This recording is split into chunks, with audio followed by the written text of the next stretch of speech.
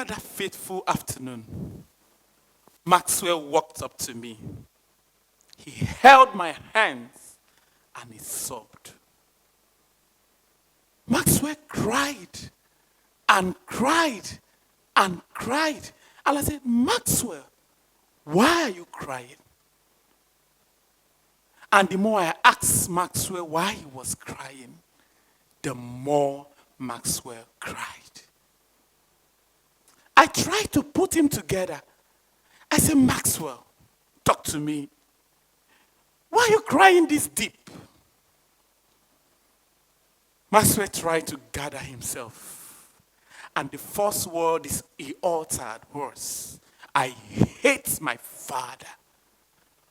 Really? What has happened again? What's the problem with your father? And Maxwell went again. I hate that man. I hate him. I hate him. I don't want to sight that man again. I said, Maxwell, calm down and tell me what has transpired between you and your father. And Maxwell said to me, 5 years before this time, he came back from school one of those afternoons with his results. An average result, he passed and was promoted.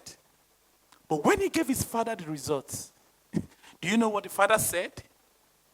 The father said to Maxwell, you're a failure. How can you bring such result home? Maxwell was talking and he was crying. And in his words, his father said to him, you can never amount to anything in life. You are useless. Where were you when others were taking the lead? And Maxwell said to me, he vowed that he will never bring a past result to his father. And for 5 solid years, Maxwell kept bringing a failed results. And I asked Maxwell, what have you done to yourself? He said, I hate my father. He said, I'm a failure. I can never amount to anything. And I wanted to prove to him that I'm indeed a failure. But someone may ask, I'm sure some of you may ask, why should Maxwell allow himself to go through that pain for 5 years? Oh yes, that is to show you how boys value the words of their father. Boys see their father as the role model, as the first figure that will guide them into manhood. They see their father as that man who will teach them or guide them to becoming a man with values. But it's unfortunate that most of our boys are not seeing the real picture of manhood in their fathers. No wonder our streets are filled with young boys with promising future into all manner of behavioral issues because of the vacuum that have been created, especially with their fathers.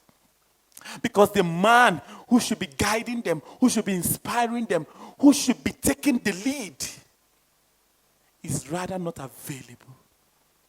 No wonder our juvenile homes, our rehabilitation homes, our prisons are filled with young men who are yearning for the attention, for the love, for the connection of a father. How long? I'm asking you, how long are we going to continue in this menace? How long is our society going to continue in this path? But really, in the beginning, it wasn't so. Because back in the days, fathers were available to guide their sons. They were there to show their sons who a man is. They were available to guide him into the adult male. And then, we had tremendous stability in the family structure because our boys were not suffering from lack of identity. They knew what to do, when to do it, and how to do it. But what has happened? What has dismantled the unique family structure we once had? What has caused this disconnection?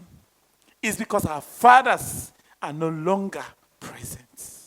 Work has separated fathers from their sons.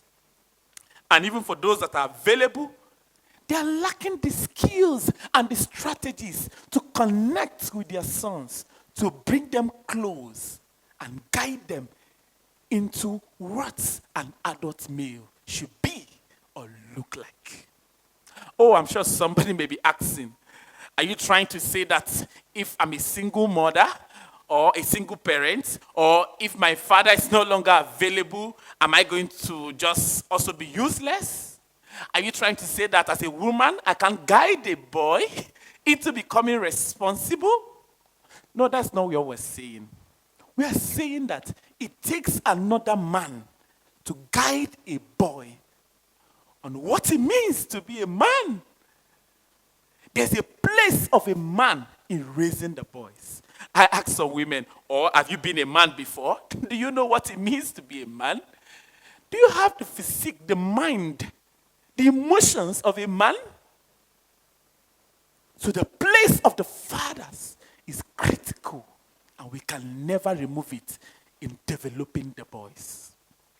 A research by Ellen and Co. in 2012 on drugs, guns, and disadvantaged youths state that individuals from fathers absent home are 279 times more likely to carry drugs and guns.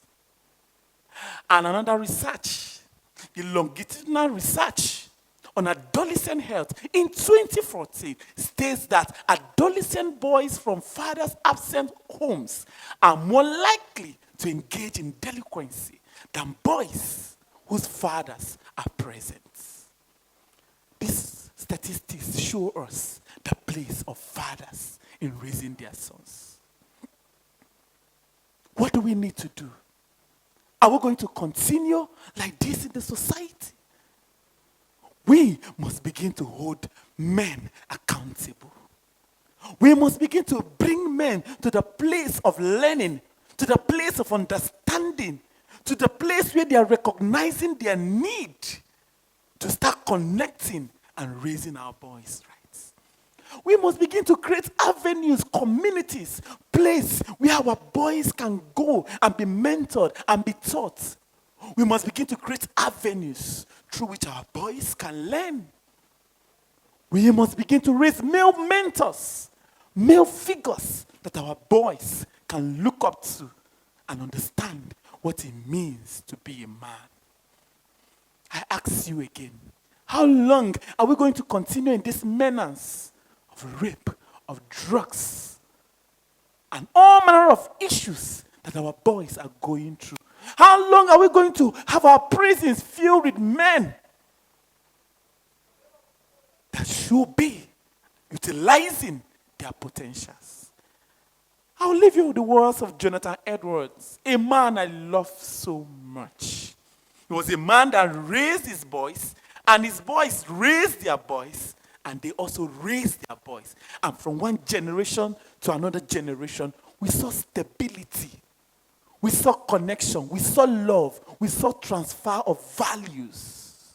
And in his words, he says, if we don't equip our boys, then the families of the next generation, we have no leaders.